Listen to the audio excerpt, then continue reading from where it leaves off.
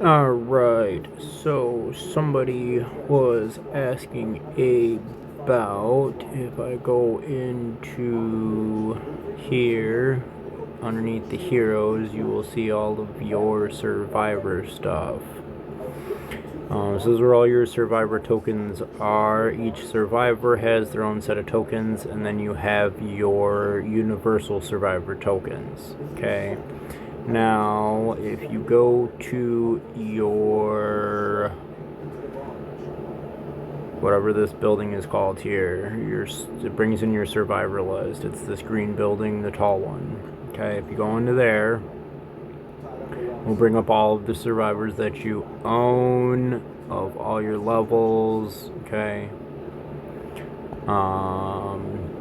So what I recommend is using your survivor tokens only on your ultra rare legendary gold survivors. The reason why is, okay, so this farmer is a 1-star purple farmer that I leveled up early game, and it only gives me a 44% output buff. Now I have a 0-star farmer with no points into it, and he already gives me a 50% buff. Okay. And if you look, she's going to use 210 tokens to level up again. It only gives me a 1% bonus for every level that I add to her, where the other farmer will give me a 2% bonus for every level added to him.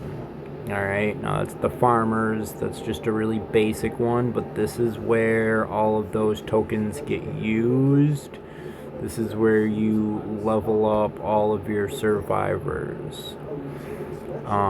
Scientists will give you the research speed percent bonus, and then they will give you a free speed time, which will instantly remove that when you start a research. So say you've got a 10-minute research and you've got your research center with all legendary scientists giving you a 5-minute reduction. That'll instantly take your 10 minutes and drop it down to 5. Okay. So that is where they all are. Now, one thing I do recommend doing is when you get your barracks, okay, you can put all of your high levels, all your legendaries into one barracks, and then start training. And then you can take them all and move them to a different barracks.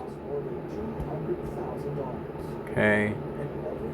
Because you've already started training them, they will give you that buff percentage in the next one as well, upgrading your amount of training count.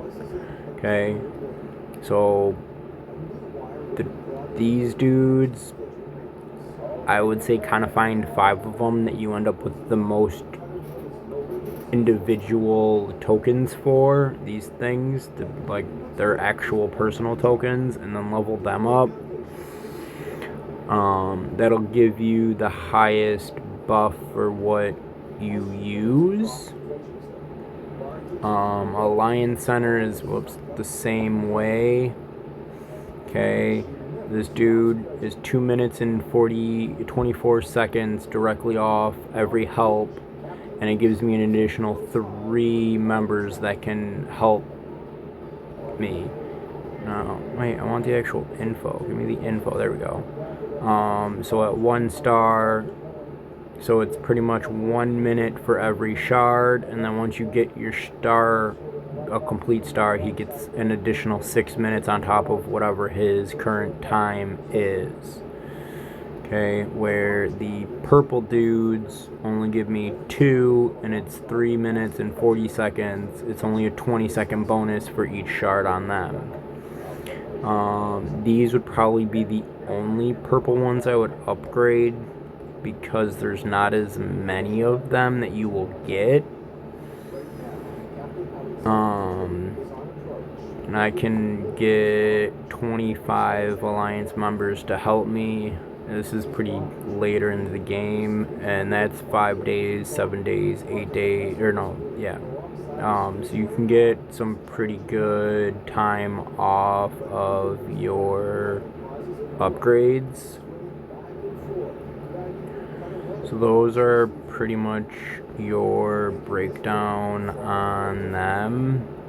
I also like to try and stack one mind or resource production with those survivors to get the most out of my highest level mine, or out of your highest level production one. Now, I should probably level this one up beyond what it is, because they're all level 24.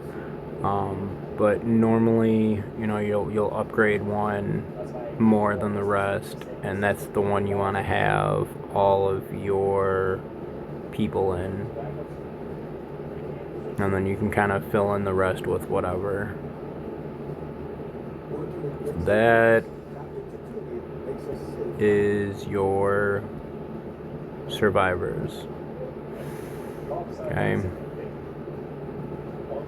The huge ass list of survivors. I actually ran out of survivor tokens a couple of times when I was upgrading just anybody that I got, and then I started being a little bit more picky about it. So you can see I can upgrade her. I can upgrade quite a lot of these guys, but they're not worth it for the amount of shards that you need later. There's somebody that's got a high level on them. It's got a whole star. Like 150 doesn't sound like a lot, but when you end up getting